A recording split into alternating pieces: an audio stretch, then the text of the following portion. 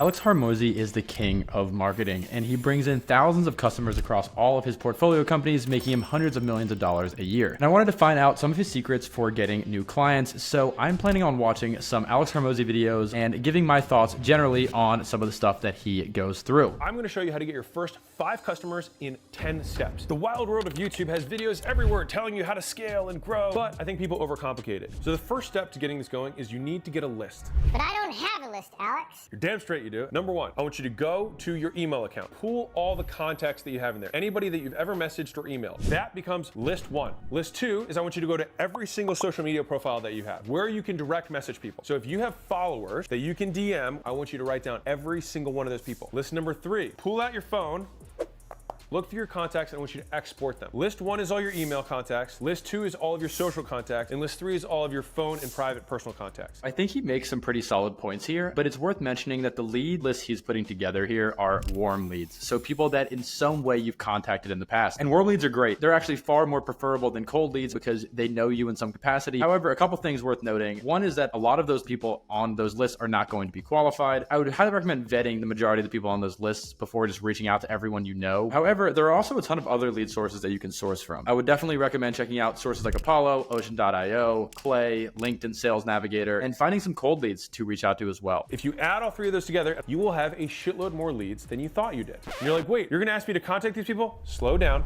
Not yet, and we're not gonna do it in a really weird way. I'm gonna show you how to do it in a classy way. This is how I started every business I have and had people thank me for it.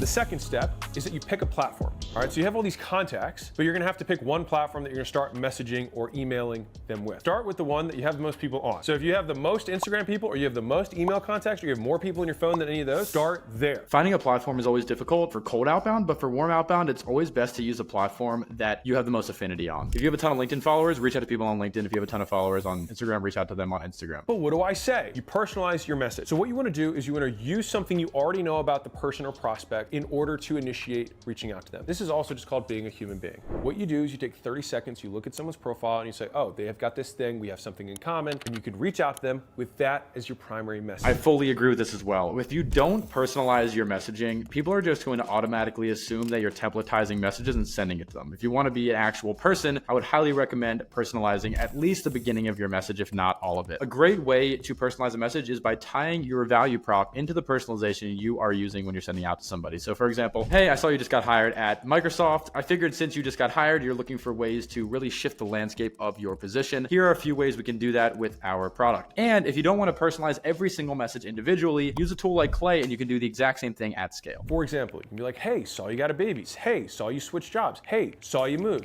Hey, you saw that movie last weekend. It doesn't matter. All you need to show is that you took the few seconds to actually not just blast some sort of message. I wouldn't say it doesn't matter. I would say the type of personalization you use is very important. The more relevant the personalization is to the thing that you're trying to sell them, the better chance you have in converting them. Bringing something personal up, while still effective and far more effective than sending a blasted templatized email, is not the only thing you have to do in order to convert somebody. So I would also recommend going through and finding a relevant personalization, something that ties into the value prop of the product or service you are eventually planning on selling. Step 4, you reach out, and you reach out to 100 people every single day. So let's say you had 3,000 people between all your emails, all your phone contacts, and every single follower across all your social media. It took you 20 years to send your first DM, and it'll take you 2 minutes to send the second one. I fully agree with that. Volume is really the way to negate luck in outbound. I would highly recommend reaching out to at least 100 people a day. If you can use tools like Clay, Smartly, and Instantly to send more hyper-personalized outbound at a higher scale, I'd recommend even doing that more. So let's move on to the next video. This one is on his acquisition.com website, which is the company he owns. And so this is what I would call step 1. All right, so you want to subscribe, in my opinion, to as many of these softwares as you can. So they're list scraping or lead scraping softwares out there, or outbound softwares. If you Google enough of those things, you'll find the stuff you're looking for. He's totally right. There's a lot of softwares for lead scraping and lead enrichment out there, but I'd really recommend being picky with the ones you find. Clay is a great one because it aggregates all of the softwares that you would use for lead scraping and enrichment into one platform. I would also recommend using tools like Apollo, Ocean.io, ZoomInfo. Definitely find a reliable source of information before going and spending a ton of money on softwares. Search them all based on your criteria of the type of customer you're looking for. Then try out a representative sample, say a few hundred from each of the software that you use. And if the contact contact information is up to date and the leads are responsive and they are the type of person the software claims them to be, then bingo, buy more. Now you found a great treasure trove of people who might be the right type of people to buy your stuff. The second way, and I've used these too, is brokers. So just like you can have people who buy and sell anything, there's people who buy and sell lists. They're list brokers. And there are multiple list brokers out there. And so all you have to do is go to many of them and ask them to make you a list. And most of them will give you a sample list to show you that their stuff is good. And you give them the same audience criteria that you typed in the software. Now, sometimes list brokers can be even more nuanced than software can be because that's their whole business. Sometimes they can't. It really depends on the quality of the broker, just like anything else. I've heard list brokers can be good sometimes, but as he kind of mentions in this video, it's definitely important to be diligent when vetting out your list brokers before spending a ton of money on a list. Ultimately, the sample they send could obviously just be the best leads in their lead list, the ones that they are completely confident are good. I would highly recommend using the software first, paying for it, because you can pretty much guarantee that if they're one of the legacy softwares, they'll be at least decent. And if you really can't find what you're looking for that way, then I'd recommend using a lead list. But again, be careful. And so once I get that, they send me a sample just like before, and I test the sample out and see how it does. If I get good results from one or more brokers, then I stick with their list and I ask them to get me more lists. Now, some list brokers might only have a certain amount, and that's fine. Then you buy all the ones they have and you ask them if they know anybody, just like you would before, right? And then you warm outreach that person. That is the second way that you can go get yourself a list of strangers who might be interested in buying your stuff. The third is elbow grease. This is actually doing it. So this is where you join the groups and the communities that I think have my audiences. This is a great idea. It's going to take more time. It's going to be more manual, but if you're trying to get your first client, go join places where all of your clients reside and reach out to them manually and put in some work. People try to kind of circumvent the hard work that is required in order to get your first client. They're going to buy lead lists and they're going to send blasted templated emails to them. Honestly, any of those tools that you're going to see that do automated personalized outbound only work if you already have effective copy figured out. So do manual outreach first, then figure out what works through manual outreach, and then use the software that is out there to scale up that outbound. So once you scrape the list, here's what you say. Personalize and then give big, fast value. This piece of advice is so unbelievably pertinent because I feel like all the time people try to use finesse moves in cold email, or maybe first liners that they think are pretty gimmicky but good, or a subject line they think is going to capture attention. Ultimately, the two things you need to do in order to get somebody's attention and to close them, to get them onto a call, is personalize your outreach so it seems relevant to them, and then give them value quickly and for free. Now, the give big, fast value is maybe the difference between the two. If we want to be super Saiyan on this and give you like some super advanced stuff, if you know how to conquer cold, you should treat your warm the same way. Because the way that you are able to provide value quickly, provide trust quickly to a cold audience is the hardest audience to do it for. And then when you do that to a warm audience, you get that much more engagement. Totally agree with this. Cold outbound is by far the hardest form of outbound. People assume that since cold outbound is so hard, they should just go easy on their warm leads. Like, go be a little less aggressive, give them a little bit less value. That's not the case. You need to give them the same level of value if you want better results with warm leads. Here's how you personalize. You act like you know them. So the idea is to make the cold outreach feel like a warm outreach. Makes it feel like a friend is reaching out to them. So the best way to do this is to actually know something about the person you're contacting. I think it's very important when you're writing personalization that makes it seem like you're trying to be the friend of somebody you're reaching out to, that you do it in a tasteful way. But make sure you don't seem like a salesman too. When they get a message from somebody that's kind of buddy-buddy, they can see through it a lot of the time. If you match your area code on the phone, you have a higher pickup rate. Why is that? Because it might be someone they know or someone who knows them. If you know their name, you buy yourself a couple extra seconds. If you know something about them, you buy yourself even more seconds. Personalization in your outreach attempt, whether it's phone calls, cold emails, cold DMs, whatever, gets your foot in the door to get the sale. So here's the action step. Do a little bit of research on each of the leads before you send them a message. So when you have the list of names, just collect a little snippet about them. And when you cold call, cold email, cold DM, because you can do them all, include the snippet. And I promise you, I receive so many things from people. When you get a generic cold message, like